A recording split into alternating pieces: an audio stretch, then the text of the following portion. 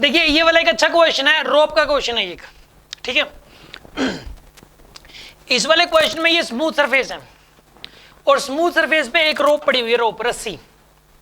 रोप और स्ट्रिंग में फर्क होता है, स्ट्रिंग हमेशा मासलेस होती है लेकिन रोप के अंदर हमेशा मास होता है। तो इसके अंदर कुछ मास है, मास नहीं दे रखा कितना है, ठीक है, जरूरत भी नहीं है। बिना मास के भी क्वेश्चन सोल्व हो जाएगा। और बड़ी बात इसमें मास कुछ भी मान लो, आंसर तो भैया ना।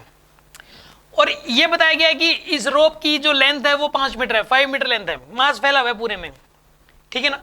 और इसके एक एंड पे 5 न्यूटन का फोर्स लगाया गया, एक एंड पे 5 न्यूटन का फोर्स इस तरफ लगा दिया, जैसे मैंने इस वाले एंड पे।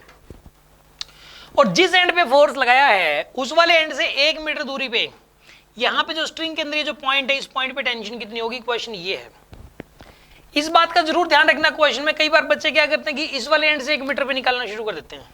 वो आप स्टेटमेंट बड़ा ध्यान से समझना कि जिस एंड पे फोर्स लगा वहां से डिस्टेंस दी हुई है या फिर जिस एंड पे फोर्स नहीं लग रहा वहां से डिस्टेंस दी हुई है, ये बड़ा इंपॉर्टेंट है। अब इसने ये बोला कि रोप है, रोप का मास दे नहीं रखा और रोप की लेंथ है 5 मीटर और इसके एक एंड पे 5 न्यूटन का फोर्स लगा और यहां से 1 मीटर दूरी पे टेंशन कितनी होगी, क्वेश्चन ये है। इस टाइप के क्वेश्चन को कैसे करें?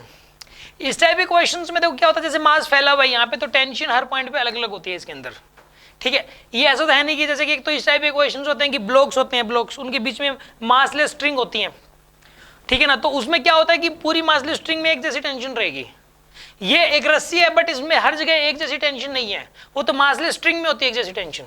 इसके अंदर तो टेंशन जो है ना अलग अलग जगह पे अलग अलग होगी।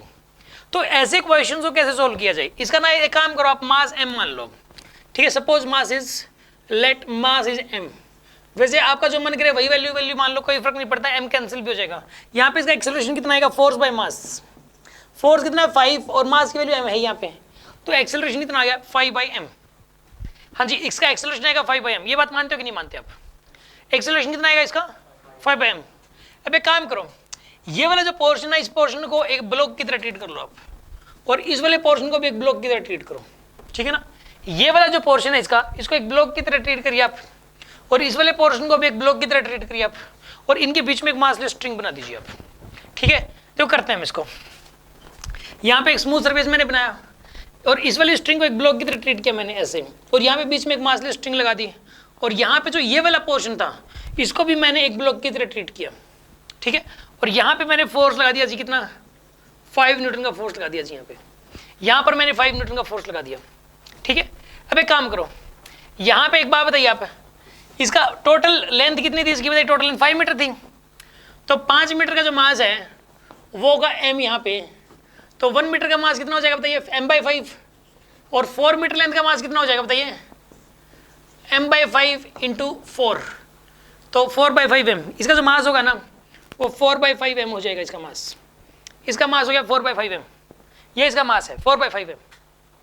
अब इसका मास कितना होगा बताइए, इसका मास हो जाएगा m/5। कैसे है ये, 5वां हिस्सा है, पूरे सिस्टम का मास है m और ये 5वां हिस्सा है तो m/5 कर दिया, और ये मतलब ये बाकी जो m में से m/5 घटाओगे तो 4m/5 ही बचेगा। तो इसका मास अगर पूरे सिस्टम का मास m है तो इसका हो गया m/5 और इसका हो गया 4m/5। ये बात मानते हो कि नहीं मानते आप, ये बताओ आप, यहाँ तक क्लियर आपको, पक्का? अब सुनो, अब यहाँ पे टेंशन बतानी है स्ट्रिंग में कितनी हो जाएगी। इस स्ट्रिंग में टेंशन T मान लो आप, एक्सेलरेशन में पता है दोनों ब्लॉक्स का कितना कितना है, इसका भी एक्सेलरेशन कितना है बताइए 5/m, और इसका भी एक्सेलरेशन कितना है यहाँ पे 5/m, ठीक है ना। ये 5m ये मीटर है, मतलब पूरा यहाँ से लेके यहाँ तक 5m नहीं है, ये पूरी लंबाई ही 5 मीटर की, आप सोचो। अब एक काम करो आप, इसके किसी के भी एफबीडी और इफेक्ट बना लो, किसी एक को सोल्व मतलब चाहे इसकी एफबीडी इफेक्ट बना लो चाहे इसकी एफबीडी इफेक्ट बना लो, उसी से आंसर आ जाएगा। इसका करते हैं हम लोग, इस वाले ब्लॉक का एफबीडी इफेक्ट, ठीक है ना। एफबीडी के अंदर ये बताओ आप, फोर्स कितना लग रहा है, एक ही लग रहा है T, मास कितना बताइए इसका 4/5m, ये इसका मास है, और एक्सेलरेशन कितना बताइए इसका एक्सेलरेशन है 5/m, ये इसका एक्सेलरेशन है, एक्सेलरेशन 5/m है। फोर्स लग रहा है T का और एक्सेलरेशन है 5/m का, तो यानी कि अगर 5/m का एक्सेलरेशन यानी नेट फोर्स कितना लग रहा होगा उसके ऊपर, इस मास को इस एक्सेलरेशन से मल्टीप्लाई कर दो, नेट फोर्स कितना लग रहा होगा, और ये एक ही फोर्स लग रहा है, मतलब यही उसके बराबर है, इसका मतलब यानी T ही किसके बराबर है, T की वजह से एक्सेलरेशन आ रहा है, T ही इसका मतलब बराबर है किसके 4/5m इंटू 5/m, तो m5 से 5 कैंसिल, m से m कैंसिल, 4 न्यूटन आंसर आएगा।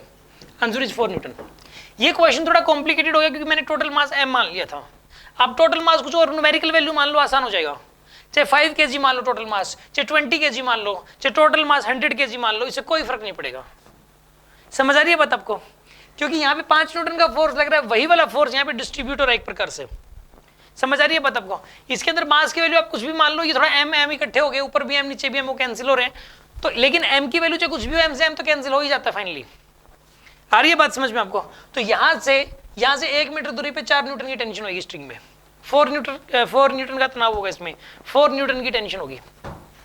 ये क्लियर है ये चीज आपको?